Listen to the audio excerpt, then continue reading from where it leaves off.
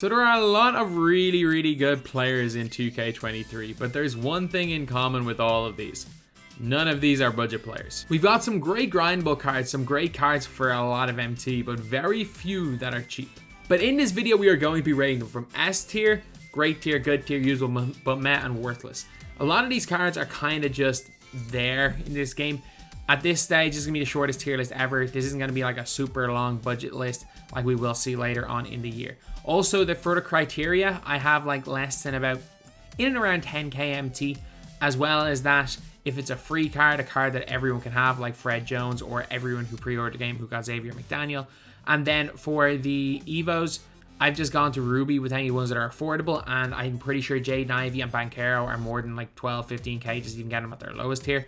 So I didn't put either of those on the list. So anyway, yeah, not the greatest budget list, but still some really good cards. Now let's get on to it. So these are the cards that we have. There's not that many great ones because the budget cards in this game in general are kind of weak. Like, I'm not gonna lie, like the gap between like the best 7 or 8 of these cards and the rest of these cards is so large. This is probably going to be the shortest tier list we have seen since like 2K19 on this channel. This is probably going to end up being the shortest one because there is that huge gap. And like, I genuinely think there might be 3 cards in good. This one literally might just be a few in S, a few in great, or a lot in great, a few in good, and more so down the bottom. So first up, we've got these guys at Ruby, because that's just in general where I'm like, okay, I think once they go past Ruby, they're no longer budgets.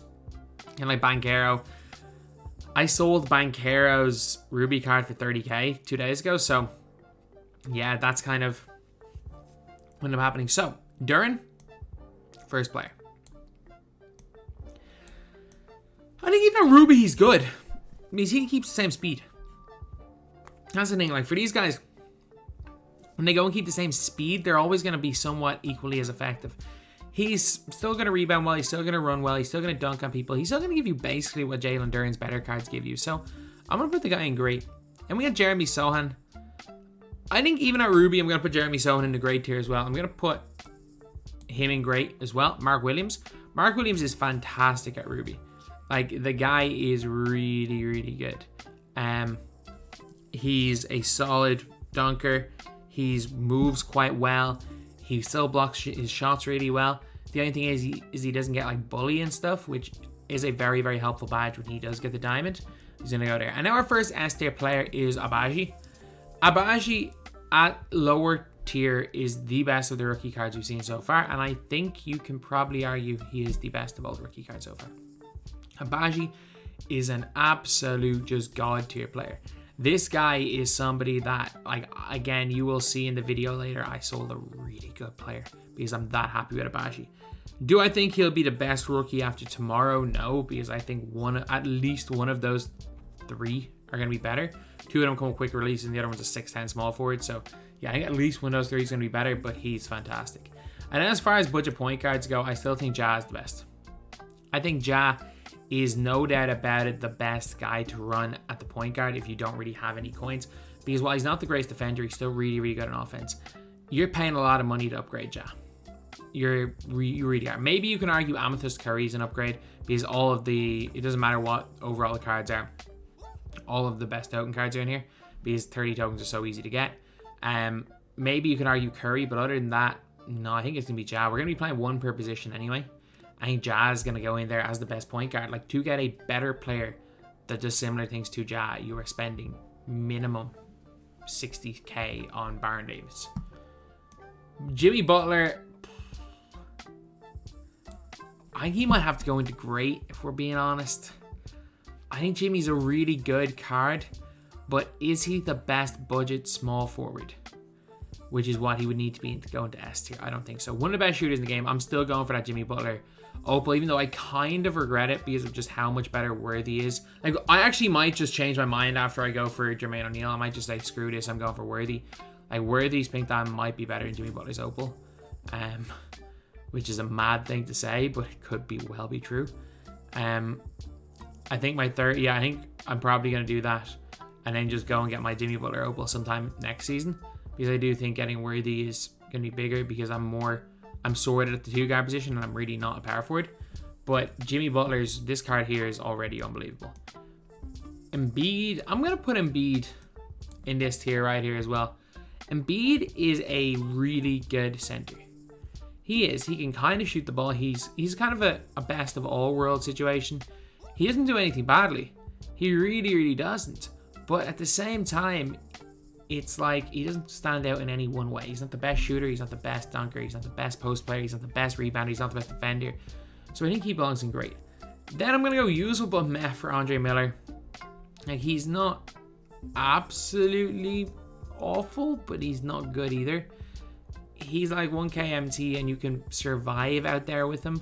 I know some people swore by him, but like, he's not up to much. Dame, I'm going to put Dame in usable but meh as well. I'm not the highest on Dame. I don't know why, I just can't get used to that release.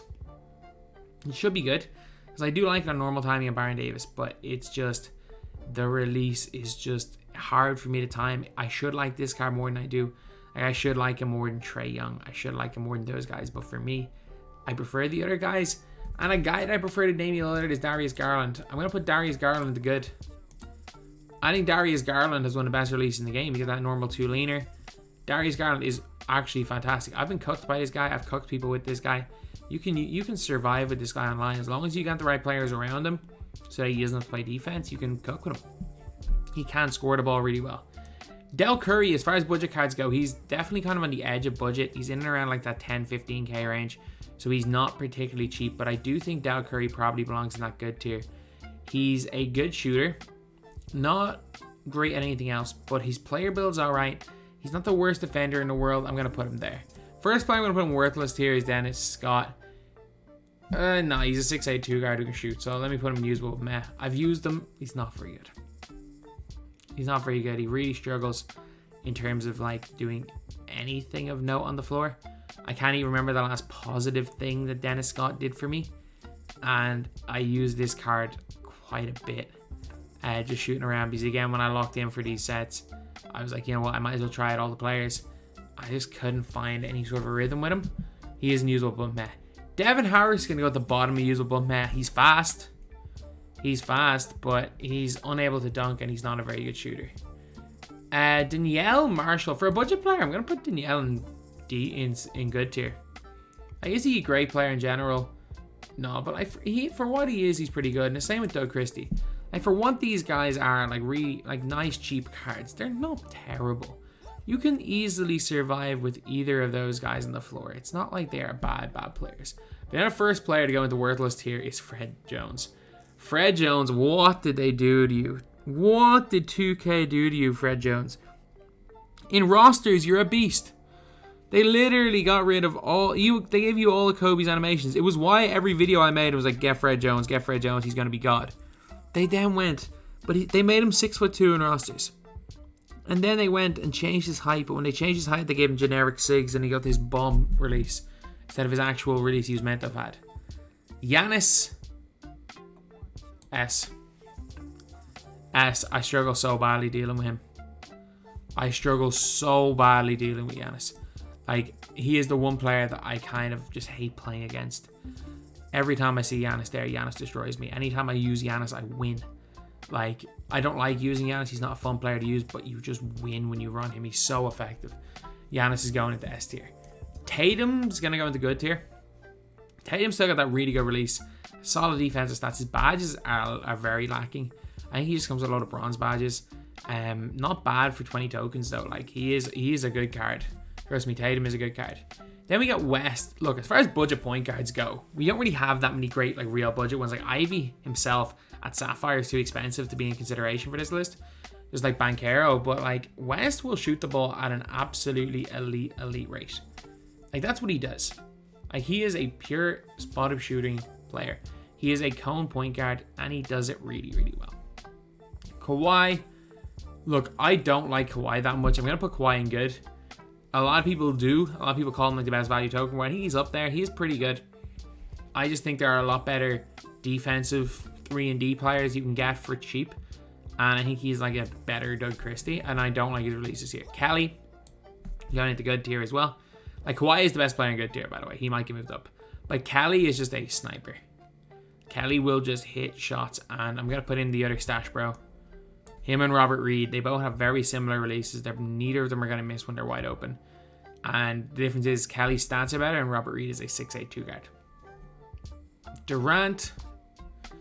If Durant's release was faster, I would put him in great tier. I'm putting him in good. I've used Durant and had a bit of success with him. I used Durant when I was getting D-Rose and did have a lot of success with him. But for me, Durant was just... I know, I just feel like he gets baited way too much. LeBron is a player that I wish I could put into S tier. Like, there's a reason why so many players use him. And it's not even just the bully badge, it's the build. LeBron runs through people. There is nobody in this game that runs directly through bodies like LeBron James. He gets the best dunking and dunk and layup animations in the game. He's so difficult to stop. He's at a good release. Like, LeBron is a freaking beast. Like, comparing him to Elgin, he's 1,000 times better than Elgin Baylor. He's going there. Then we've got Luka Doncic. I don't like Luka. I've played against him and I find him easy to play against. He's not glitchy. He just has a slow release. He's just not very good in game. Mark Price is... I'm going to put Mark Price in usable now. I actually think he can move kind of well. He's a decent shooter. But would I rather shoot with him or Garland? I think I'd take Garland regardless of stats. So I'm going to put him into usable but meh because you've got too many people in good tier. Jordan is going to go into great. Jordan might well get moved up into S at that shooting guard position. Actually, no, sorry, Abaji's there. What am I talking about? Like, there's 5 in S. I know exactly who my 5 in S are. But no, Jordan, really good. Really good shooter, really good defender. This is the year of Jordan. And the gap between him and the Diamond is like non-existent. Although Pink Diamond's way better. Micah Richardson plays no offense. Then Jokic doesn't do anything well. I wish I could put Micah Richardson in a higher tier because of how good he's on defense, but not playing offense is a huge liability. Otis Birdsong. Look, the cheap point guards are a tough position, but he is the 3rd best so far we've seen. He's better than Garland. Otis Birdsong's really nice. He plays defense, he runs, he's a good shooter. Like, he actually has no weakness. He's probably the best of all the like regular cards that came out on Friday. Ori, no question about it. Get up here into S tier, Robert Ori. Arguably the best player in the game. And I'm not saying that as a joke. I think what Robert Ori brings in terms of his size, in terms of his shooting, in terms of his defense, if you gave I'm just saying this right now, if you gave those exact stats and exact badges to a Diamond Kevin Durant and gave him the exact same release as Ori, or imagine it's Carmelo Anthony, because his release is really similar to Carmelo. If they came out with a Diamond Carmelo Anthony and they got the exact same stats and badges as Robert Ori and maybe 1 extra half, even though he's 2 inches shorter, people will be calling that Carmelo Anthony best card or top 3 card in the game. But because his name is Robert Ori, people are sleeping on him. He is insane. 25 speed puts Roy Hibbert down here in good tier. He is overall a good player. We got usable but meh for Rudy Gobert. He's fine. Like, Rudy Gobert is still more than usable, this cheap one. And it's kind of crazy because you really would not think that. You would not think that he would be usable, but just because of... I realized that the reason why Gobert is so good, the Diamond, is because of like animations and stuff, and this one's animations are top tier still. He still has all the same ones. Scotty Barnes, again, another player that I kind of wish I could put into that higher tier. Really, really good. Basically like Lamar Odom. It's just we only got 5 in top tier and there's 1 left. I will put Terry Rozier in good tier. I know a lot of people are really high in this Terry Rozier. I'm not one of them. I think he's fine. Trae Young can cook on offense, but he sold me in a wager. He sold me in the wager versus Ty so badly. I lose by 4 points after Trae Young going 1 of 7. Nah, you're not getting above usable but meh for me. Then we have got... This guy's on the list because everyone basically has him. I'm going to put X-Man into good tier. He's not as good as Giannis. If you're not good with his jump shot, he's going to struggle. He's not as good as a Scotty Barnes. He's a fine player. That's about it. Kukoc is 6'10", so he's big. He will shoot the ball. Again, that's really what he does. He shoots and nothing else. But then the last S-tier player is going to be Tyson Challenger. So our S-tier is going to be the 1, Ja, 2, Abaji, 3, Robert Ori, 4, Giannis, and 5, Tyson Chandler. Honestly, I'm not even joking. I currently only have Abaji at Ruby. And if you replace my point guard with Rose, this might be a team that I would go out with. These are, in my opinion, the no-brainers at each position. The no-brainers. Especially because I wouldn't, like, you could argue Jerry West over Ja, but again, it's kind of the only weak position. So anyway, yeah, that is the video. Thank you guys for watching. Please like, comment, and subscribe.